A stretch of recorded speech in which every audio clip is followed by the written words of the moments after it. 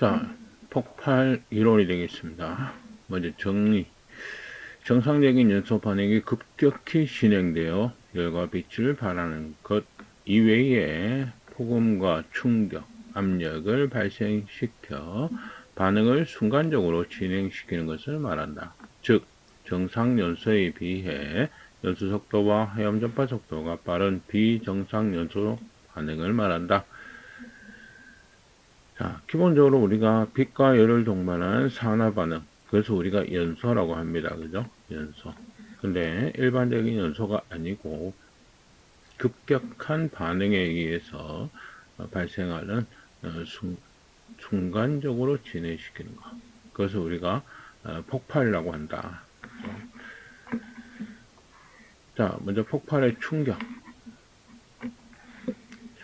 자, 크게 우리가 폭발을 폭연과 폭갱으로 나뉘어집니다. 그래서 충격파의 전파 속도에 따라서 폭연과 폭갱으로 구분한다 이렇게 되어 있죠.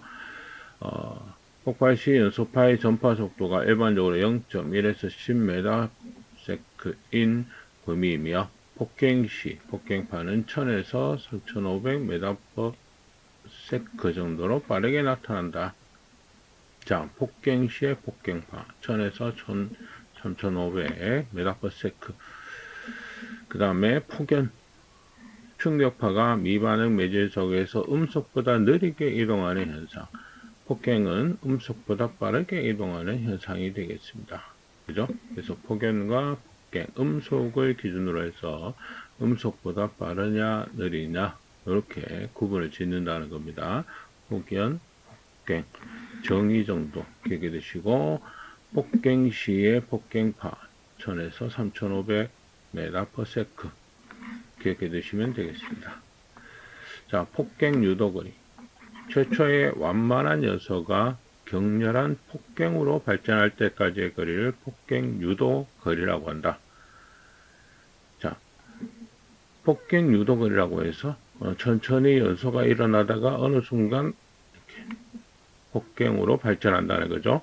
그래서 충격파가 음속보다 빠르게 이동하는 현상, 격렬한 연소가 발생을 한다는 겁니다.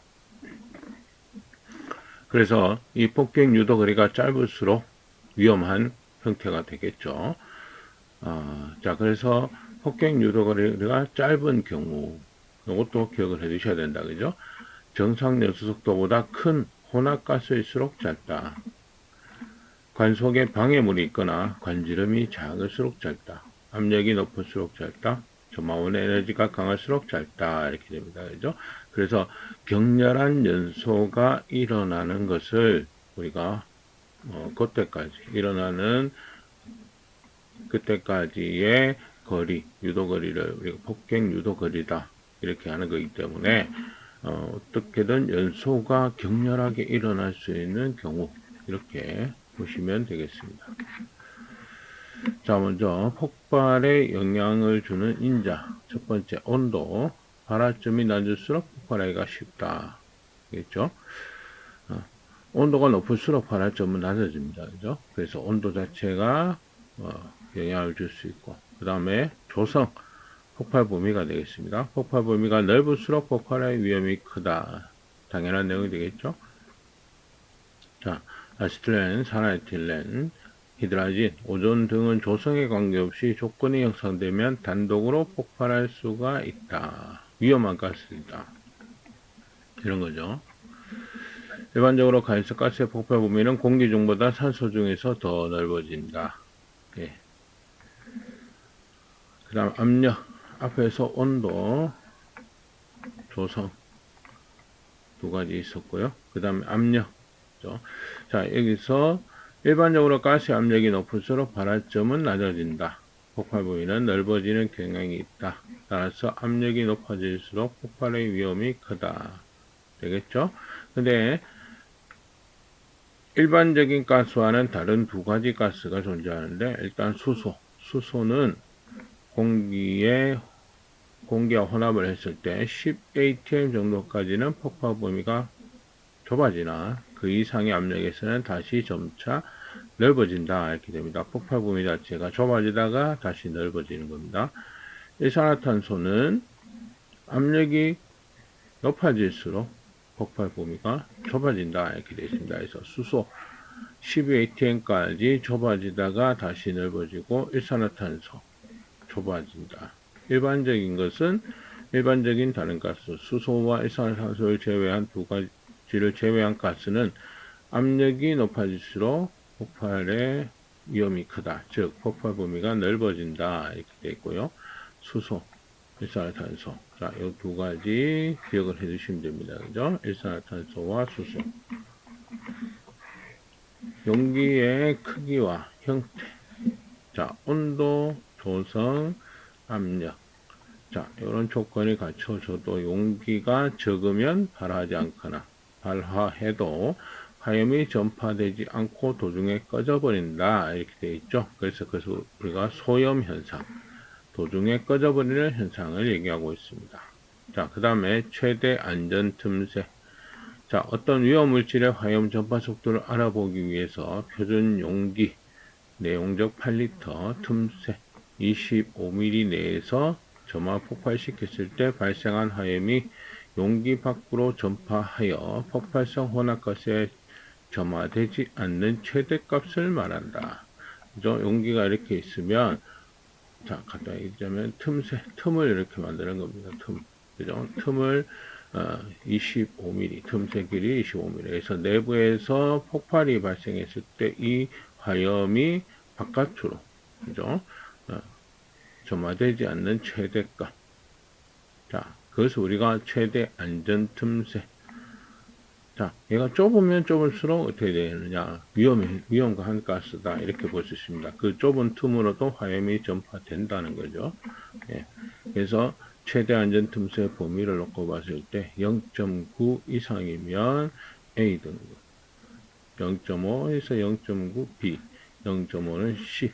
이런 식으로 우리가 내압 방폭 구조에서의 폭발 등급을 나타내고 있습니다. 그죠? 자, 전기 방폭 구조의 종류, 방폭 구조. 방폭 구조라는 것은 폭발을 방지한다 이런 의미가 됩니다. 방폭, 우리가 방화, 방폭 이렇게 되겠죠. 폭발을 방지한다. 그래서 우리가 전기로 인해서 폭발을 방지하기 위해서 어떤 여러 가지 형태의 방지 구조를 갖추고 있습니다. 그 중에서 지금 나오고 있는 5가지 정도, 6가지 되겠네요. 기능사에서는 이 6가지 정도는 기억을 해 주셔야 된다. 명칭과 기호, 그 다음에 어떤 형태로 방폭 구조를 가지고 있는지를 알고 계셔야 된다. 자, 내압 방폭 구조 D가 되겠습니다. D, EXD. D가 내압 방폭 구조를 나타내는 기호가 되겠습니다.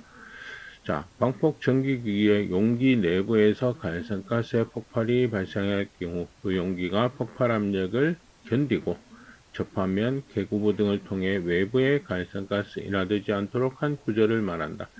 내부에서 폭발이 발생했을 때 외부로 전파되는 것을 차단하는 구조를 우리가 내압 방폭 구조라고 합니다. 내부에서 외부로 전파되는 것을 차단한다. 유입 방폭 구조. O가 되어 있습니다. 기름입니다. 기름, 유. 그죠?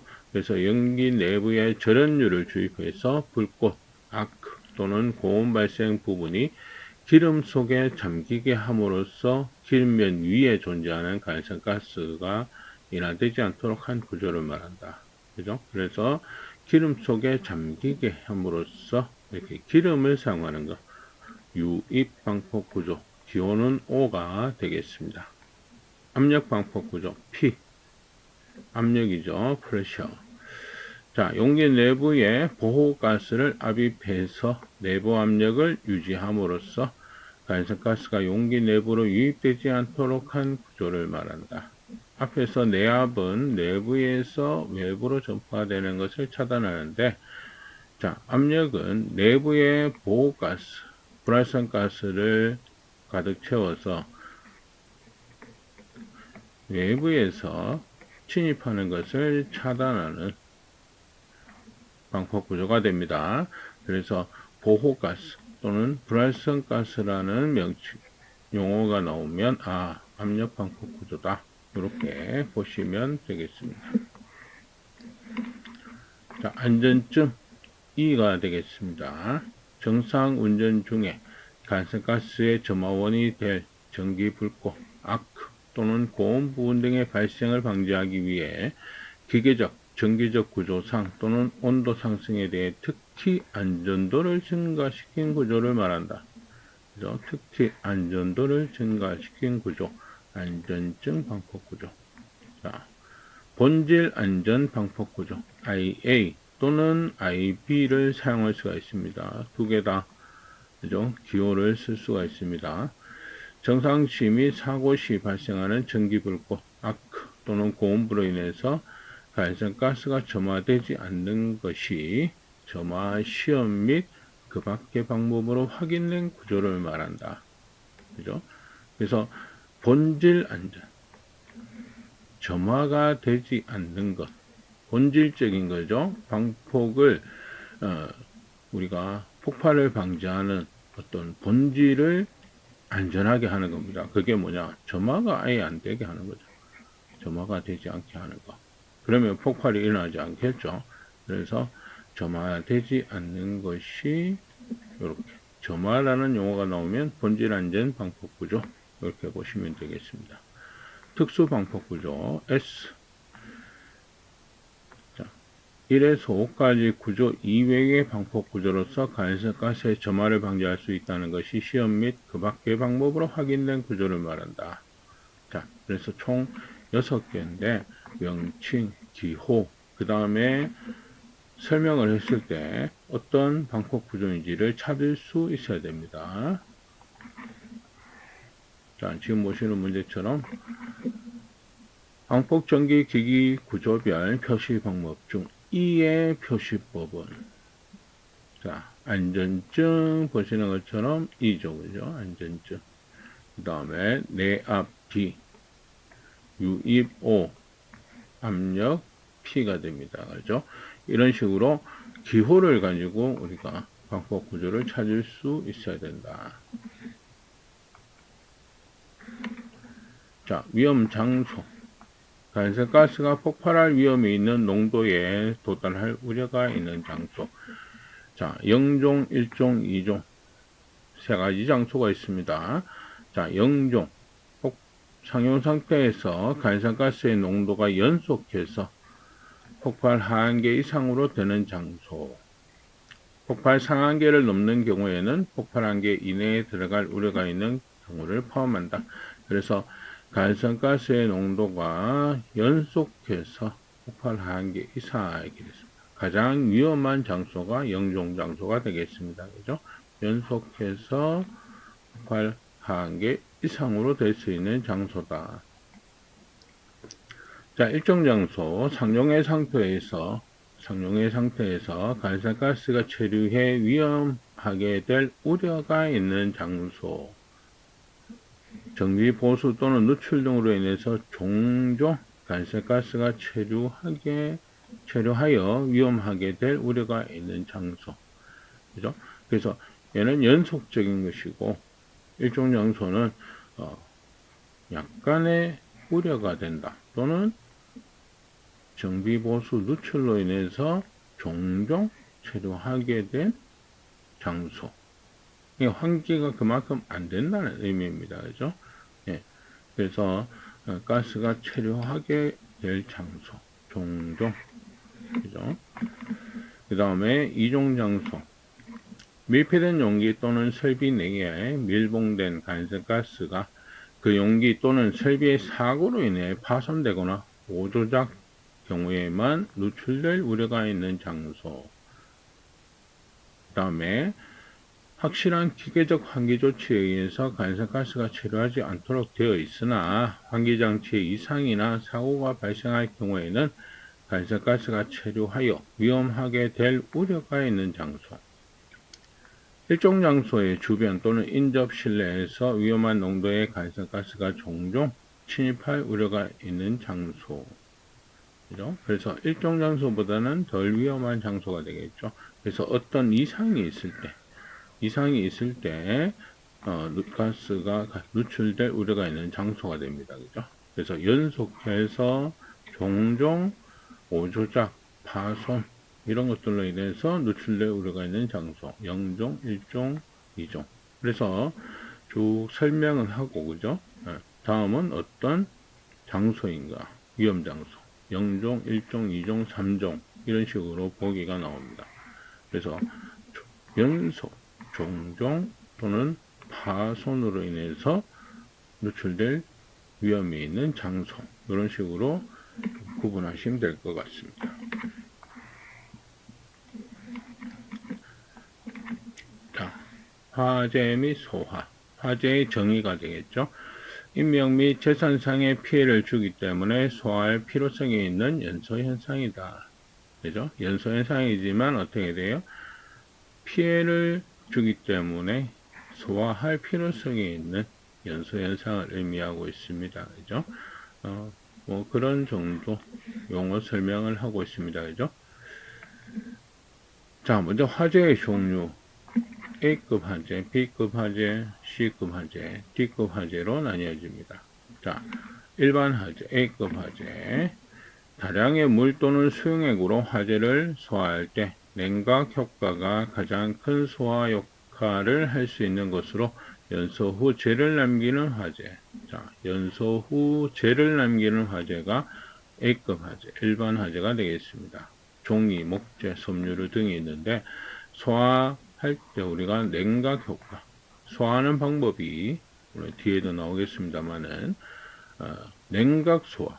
냉각 소화라는 것은 우리가 물을 사용해 다량의 물을 사용함으로써 어떻게 돼요? 온도 자체를 낮추는 겁니다. 온도를 낮춰서 물은 증발 점열이 크기 때문에 증발 점열을 이용해서 온도를 낮춰버리는 겁니다. 또는 이제 물 같은 경우는 우리가 실제 구하기도 쉽고, 그죠? 주변에도 흔하게 있는 소화제이기 때문에 우리가 소화하기가 좋은 겁니다.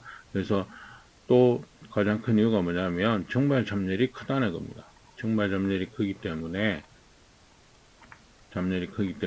냉각 효과, 냉각 소화를 하기가 좋은 소화제가 되겠습니다. 자, B급 화재, 유류, 가스 화재가 되겠습니다. 그래서 유류와 같이 연소 후 아무것도 남지 않는 화재를 얘기를 한다. 그죠? 그래서 앞에서 재를 남기는 것은 A급 화재, 재도 없는 화재, 우리가 B급 화재 되겠습니다.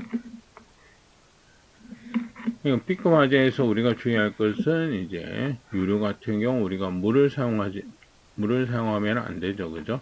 네. 연소면이 확대되기 때문에 물을 사용하면 안 된다.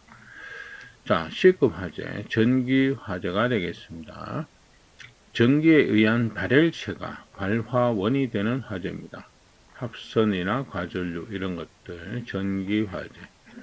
그 다음 D급 화재는 금속 화재다. 가연성 금속재 금속류의 화재가 되겠습니다. 마그네슘, 알루미늄, 철 분말 화재다. 이렇게 되어 있죠.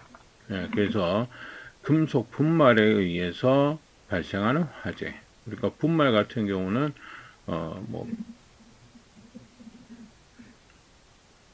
밀가루라든지 이런 것들도 분말로 인해서 폭발이 일어날 수 있죠. 그죠?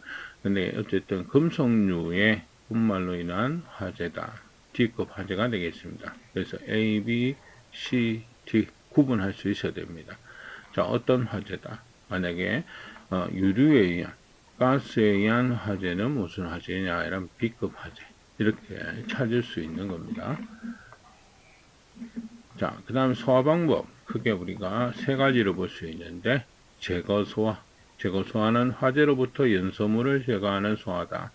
그래서 우리가 산불이 났을 때 가장 많이 볼 수 있는 화재입니다. 그죠? 산불이 진행하는 방향 쪽에서 미리 가서 나무를 베어낸다, 풀을 제거한다, 이런 것들. 그죠? 그래서 연소물을 제거하는 화재, 제거 소화. 질식 소화. 가연물이 연소할 때 공기 중에 산소 농도를 떨어뜨려서 연소에 필요한 산소의 양을 16% 이하로 함으로써 연소를 중단시키는 소화 방법이다. 그래서 우리가 가장 쉽게 작은 이런 화재가 발생했을 때 담요라든지 옷으로 덮어서 그렇게 해서 소화하는 방법, 우리가 질식 화재, 그죠? 산소 농도를 떨어뜨린다, 그죠? 아니면은 우리가 이산화탄소나 이런 것들을 소화제로 해서 이산화탄소를 뿌려서 산소 농도, 또는 이제 분말 소화기, 그래서 그 분말을 덮음으로써, 화재면을 덮음으로써 산소와 접하는 것을 방해를 하는 겁니다. 그래서 산소 농도를 떨어뜨리는 화재, 소화, 질식 소화가 되겠습니다. 그 다음에 냉각 소화, 물 등을 사용해서 냉각시킴으로써 가연물을 발화점 이하의 온도로 낮추어 연소의 진행을 막는 소화 방법입니다. 아까 말씀드린 대로 물 자체가 증발 점률이 크기 때문에 물을 뿌리면 소화면의 온도를 떨어뜨립니다. 그래서 열을 뺏어서 얘는 증발을 하기 때문에 냉각을 시킴으로써 소화를 하는 방법을 얘기하고 있습니다.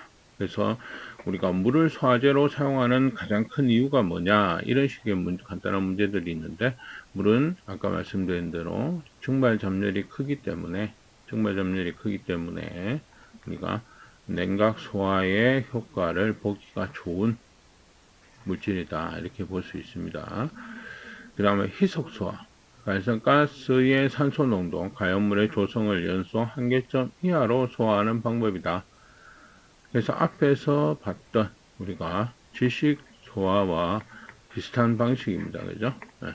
근데 질식은 말 그대로 산소 농도를 떨어뜨려 버리는 것이고, 얘는 갈선가스의 어떤 조성, 그죠? 가연물의 조성에 따라서 폭발 범위가 다르겠죠. 그래서 그 폭발 범위 이하로 떨어뜨리는 방식이 되겠습니다. 약간의 차이가 있지만 거의 동일한 내용이다, 이렇게 볼 수 있습니다. 그죠? 희석과 질식.